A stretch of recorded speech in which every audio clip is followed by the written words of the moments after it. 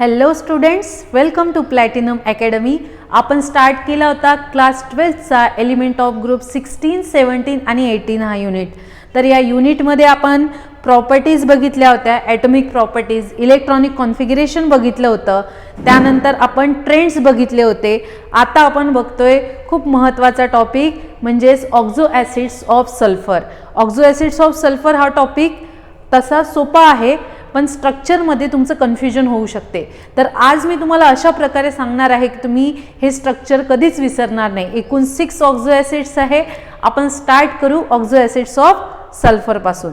चला पहा, ऑक्झो acids of sulphur कशाला म्हणतो आपण? ऑक्झो ॲसिड्स कशाला म्हणणार? ऑक्झो ॲसिड्स बघा, एकदा डेफिनेशन बघून घेऊ आणि नंतर मग समजून घेऊ.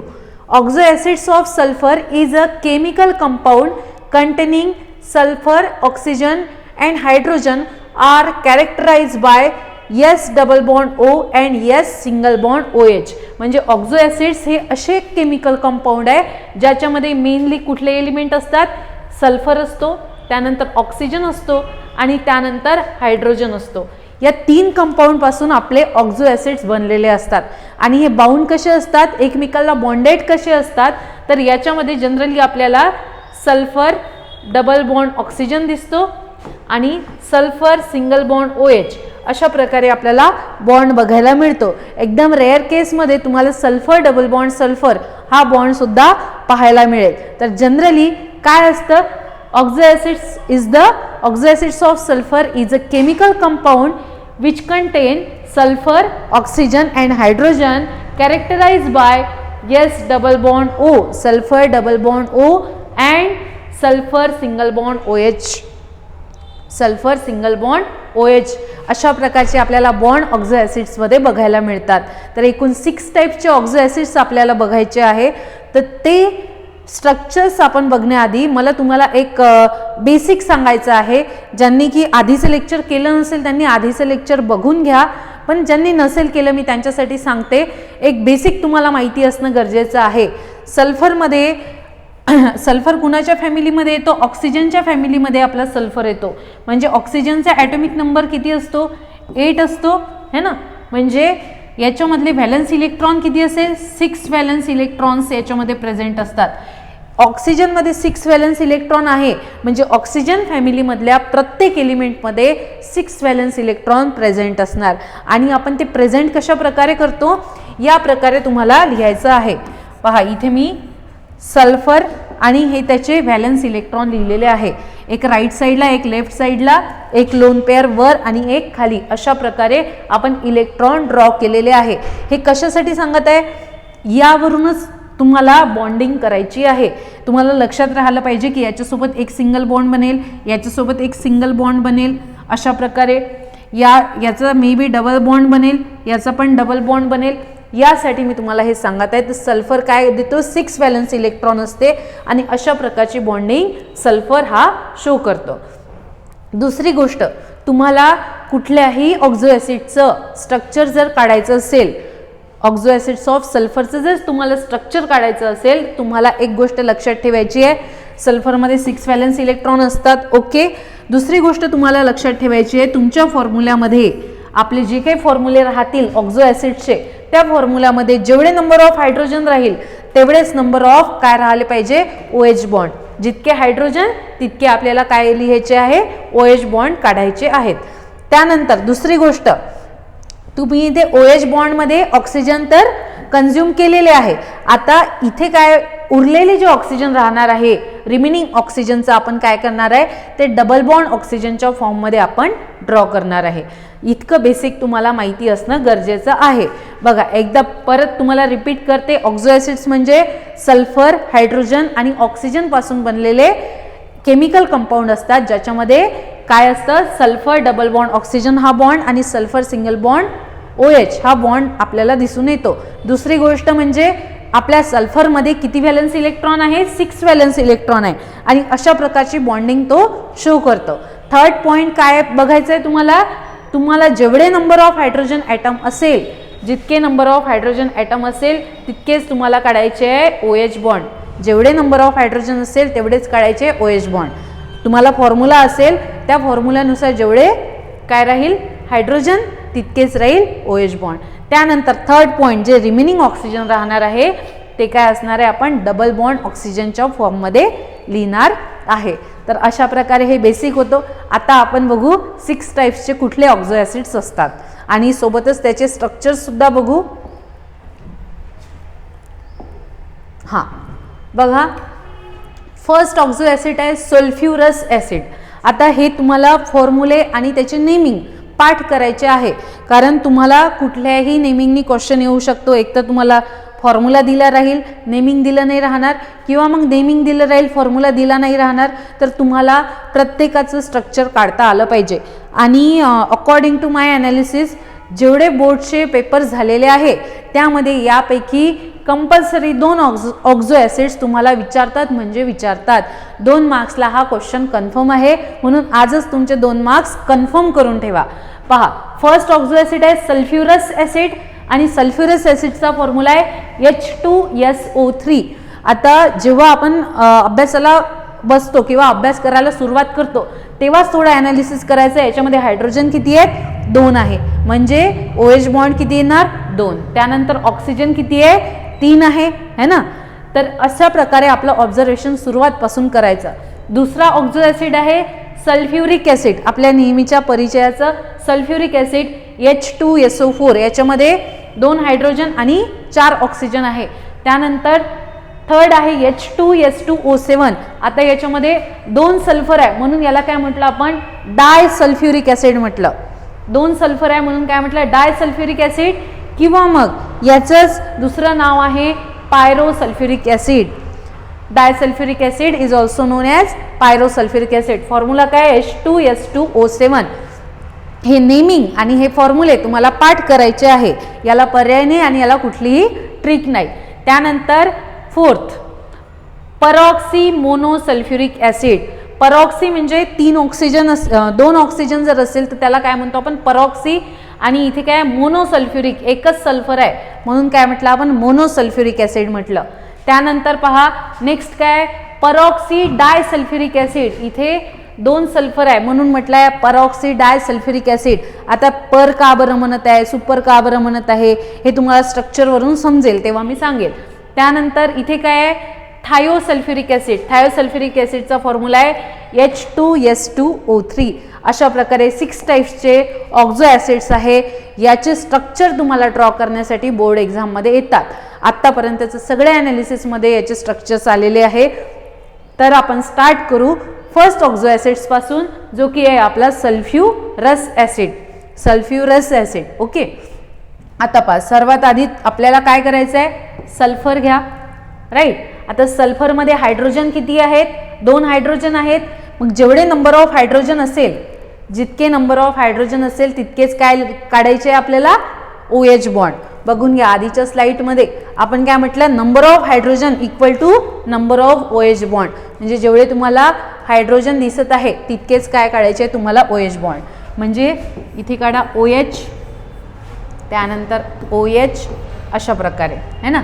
मग आता आणखी काय करायचं आहे आपल्याला, डबल बॉन्ड ऑक्सिजन द्यायचे आहे.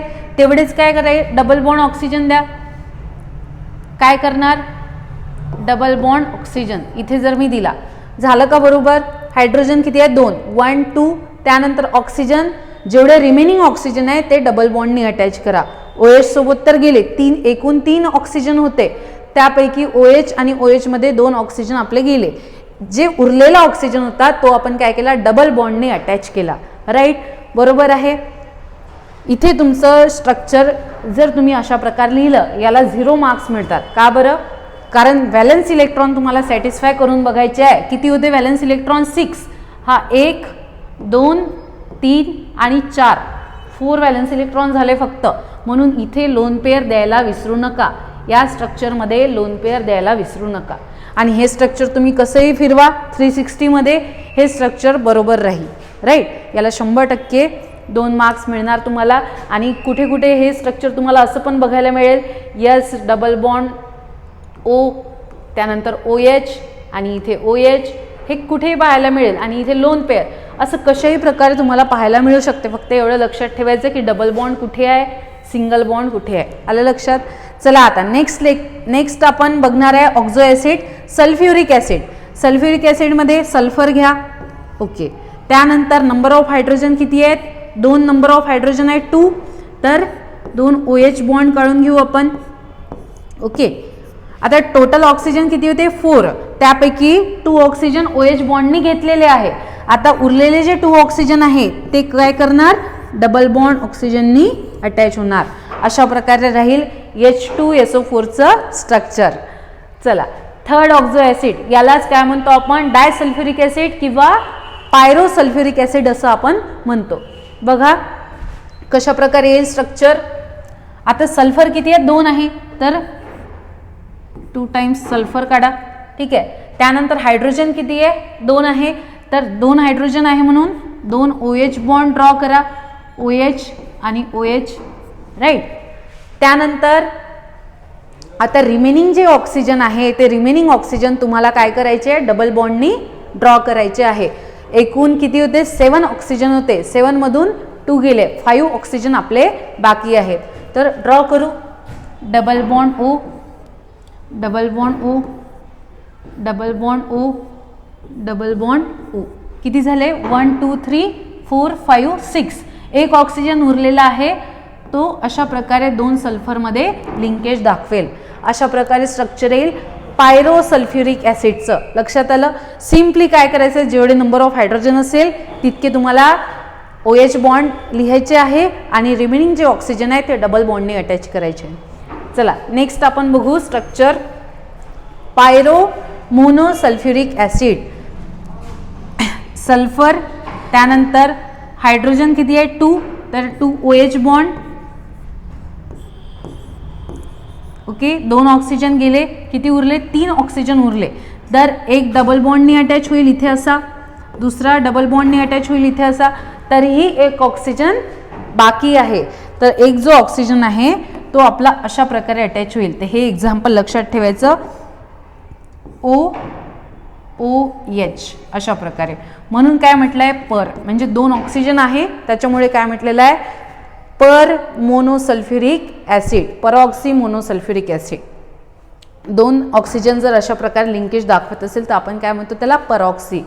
त्यानंतर 5th नंबरचा जो आपला स्ट्रक्चर आहे तो आहे परऑक्सी डायसल्फ्युरिक ॲसिड. आता डायसल्फ्युरिक ॲसिड काढून बघू. फर्स्ट सल्फर, सेकंड सल्फर, त्यानंतर 2 हायड्रोजन, 1 OH आणि दुसरा OH. ओके, टोटल ऑक्सिजन किती आहे? 8 ऑक्सिजन आहेत. 8 ऑक्सिजन मधले 2 ऑक्सिजन गेले, 6 ऑक्सिजन आपल्याकडे बाकी आहेत. तर 6 ऑक्सिजन आपण काय करणार? डबल बॉन्डनी अटॅच करणार. Double bond O, double bond O, double bond O आणि डबल बॉन्ड O, राईट. आता किती उरलेले आहेत? 1 2 3 4 5 6, 2 ऑक्सिजन परत उरलेले आहे. तर आपण काय करणार? इथे ऑक्सिजन आणि ऑक्सिजनचं लिंकेज दाखवणार. अशा प्रकारे आपण ऑक्सिजनचं लिंकेज दाखवणार.